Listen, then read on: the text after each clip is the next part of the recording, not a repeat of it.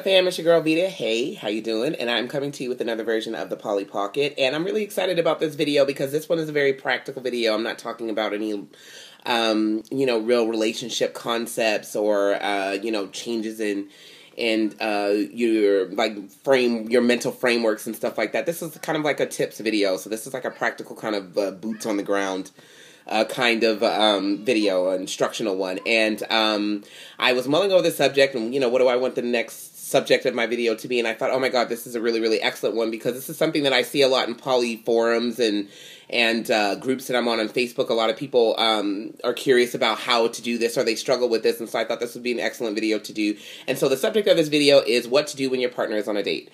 So when you're first opening up to being poly and you're in a couple, it can be very, very challenging, or even if you're not in a couple, even if you're single, in a sense, and you have partners and your partners go out with other people, it can kind of be a little scary to think about your partner being on a date with someone else because we live in such a monogamy-centered society. And so even though you've agreed to let your partner do this and you know that they're doing it and, it's done out in the open, you still kind of deal with these thoughts of feeling like, they're cheating on you or, that they're going to go out with this person and, fall in love with them and not want to be with you anymore, or what if the person is sexier or better looking or more intelligent or wittier, and, so there's all these, like, bundles of emotions and things that happen, inside when your partner is out on a date, and sometimes it can be a little overwhelming and kind of hard to deal with. And in the beginning of our relationship, whenever Kevin and Bree would go out on a date or, they'd go out and do something that, did not involve me, it was hard for me in the beginning because I always felt like it was very scary for me to think of them getting closer. And also, I kind of like agonized over what they were doing like every second of the time that they were gone. What are they doing right now? What are they doing right now? What are they doing right now? And so it was a little challenging for me in the beginning. Now that we have been in the relationship for a while, it's definitely much easier. And so it does get easier over time. But I'm just going to talk about a couple of things that I've learned in my journey, ways to be, or, different things that you can do in order to help yourself when your partner is out on a date. And also I'm going to talk about when you're the partner that is on the date, things that you can do to help your partner that's at home or not going on a date. And so let me get into that because you guys know I'm super long-winded and I can drag these things out. Okay, so if you're new to poly and your partner has a date, there's just a lot going on. And so one of the things that you need to do is you need to talk about your feelings constructively. So if you're feeling insecure or you're worried about that the person is, more attractive than you or they're going to have a really good time with them, talk about those things. And I know it seems very silly sometimes talking about certain things and saying things like, well, I'm worried that you're really going to like this person more than me. It seems silly and it seems a little childish, but it's not. And you should talk about those things, but in a constructive and healthy way. So try not to do it because or what I would do in the past, I'll talk about my own experience. What I would do in the past is I talk about it from kind of a place of anger because I felt like because I'm feeling this discomfort and it was my husband's fault that I'm feeling this discomfort. And so that's how I would kind of talk to him about, my feelings and, and so I would, not talk about them in a vulnerable way, but in a very angry and snarky way. And I throw these little pot shots at him, for going out with her.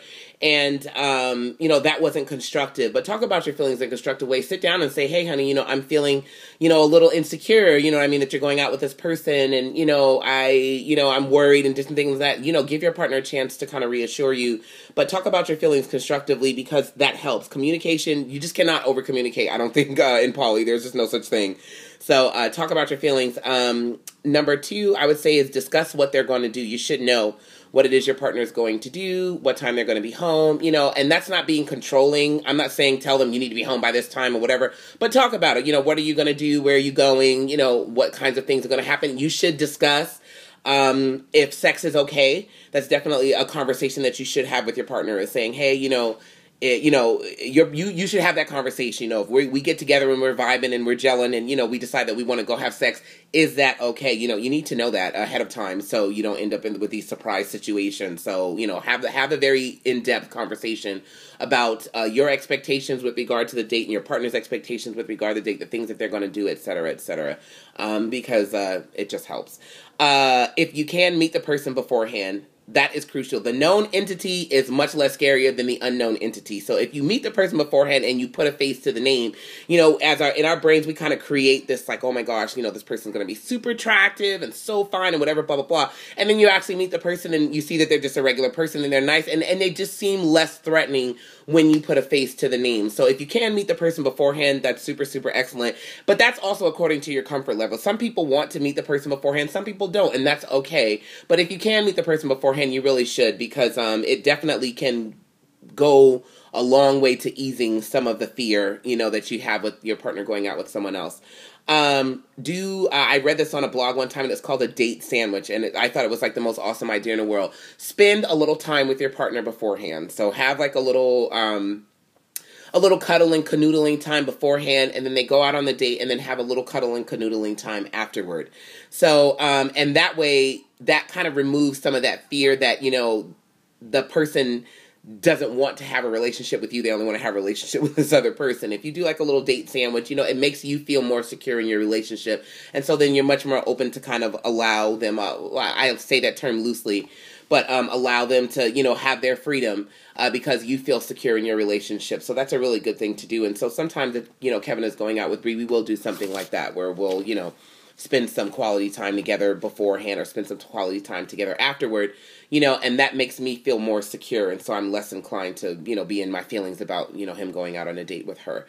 Don't start emotional drama beforehand, and don't cancel your partner's dates arbitrarily. So, put on your big boy panties or your big girl panties and grow the hell up. Okay. And I used to be really guilty of this. I never canceled anything on them arbitrarily.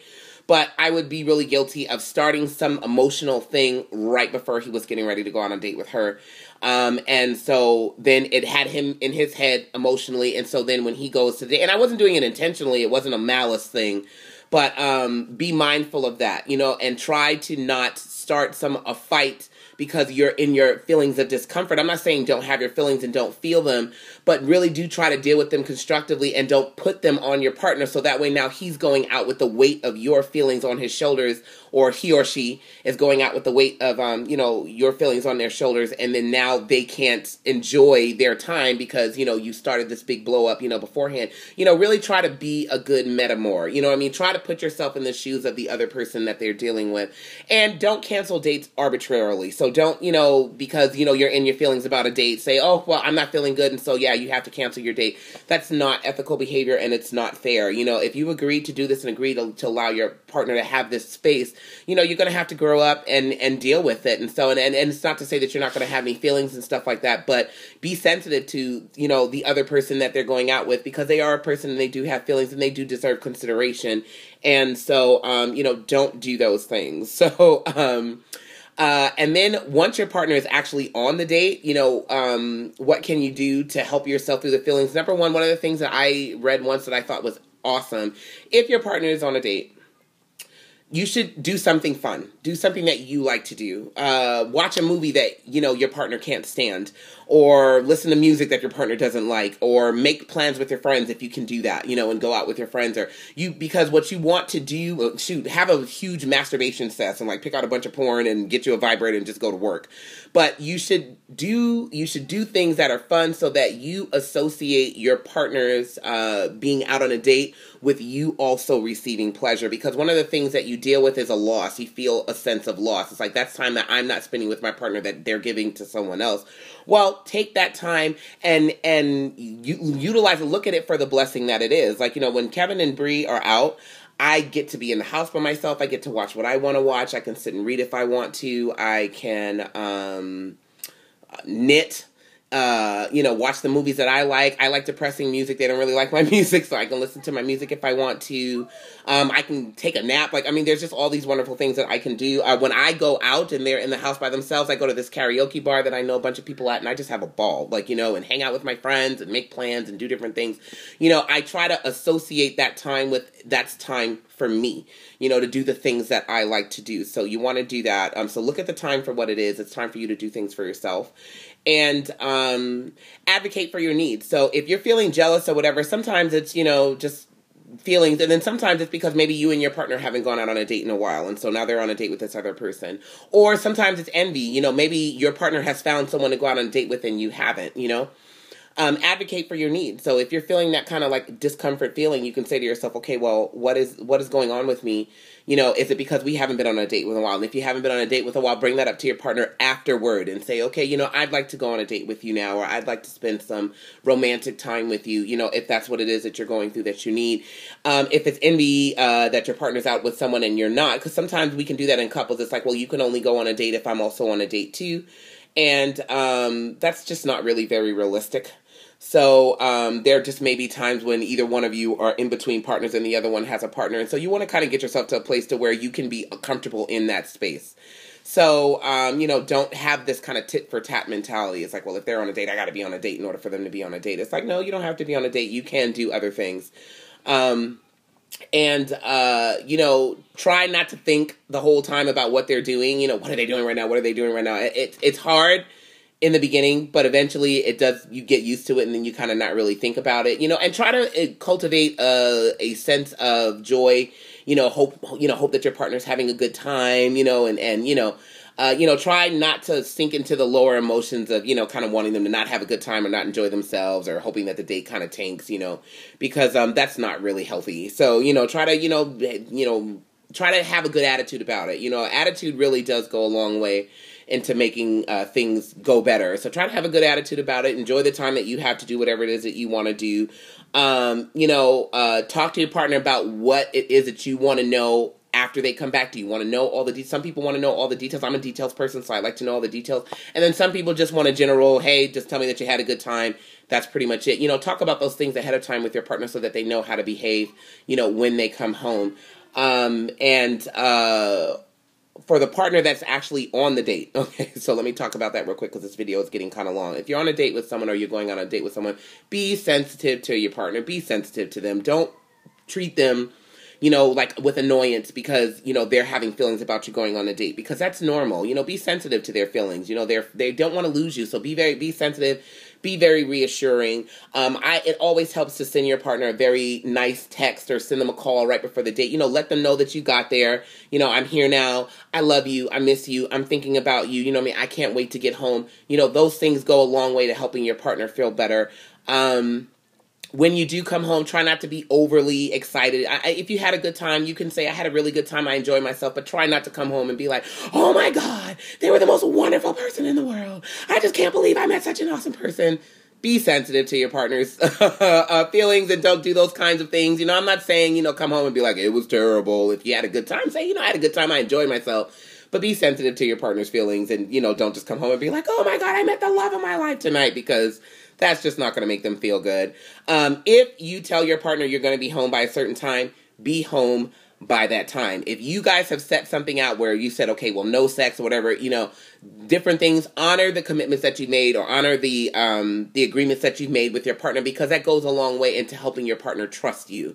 You know, don't tell them, oh, I'm not going to do this, and then you end up doing this or you end up doing that. You know, if you tell your partner you're going to be home by midnight, be home by midnight. If you're going to be a little bit late, send them a text message and let them know you're going to be late. If your plans change during the date, say you go out on a date and you go to a bar or something like that, and then you guys decide to go someplace else, text your partner, call them, and let them know that the plans changed. You know, you want to create this environment where your partner trusts you. They trust that you can go out and go on a date and be with somebody else and still have their best interests in heart, still be thinking about them, you know, still have them in your mind. And one of those ways you do that is by honoring the agreements that you made with regards to, you know, when you're going to come home, where you're going to go, what you're going to do. You know, polyamory is a exercise in trust, you know, trusting your partner that they can go off and be with this other person and still honor you. And so you want to, you know, create that environment of you know, trustworthiness. And so you want to kind of do that. And other than that, and also trust that your partner is going to work through their feelings on their own. So don't go out with guilt. You know, if your partner's feeling some type of way, you have to kind of say to yourself, I understand that they're feeling some type of way and I'm sensitive to that, but I'm not doing anything wrong.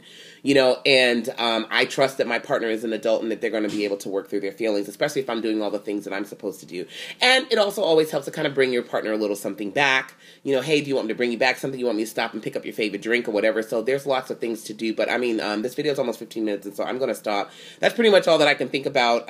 Maybe I'll do like a part 2 later if I think of some other things. But I hope that was helpful. And, you know, you can survive. You can get through your partner being on a date. I've gotten through it several times, and I'm still here to tell the tale. So love you guys. Talk to you later. Bye.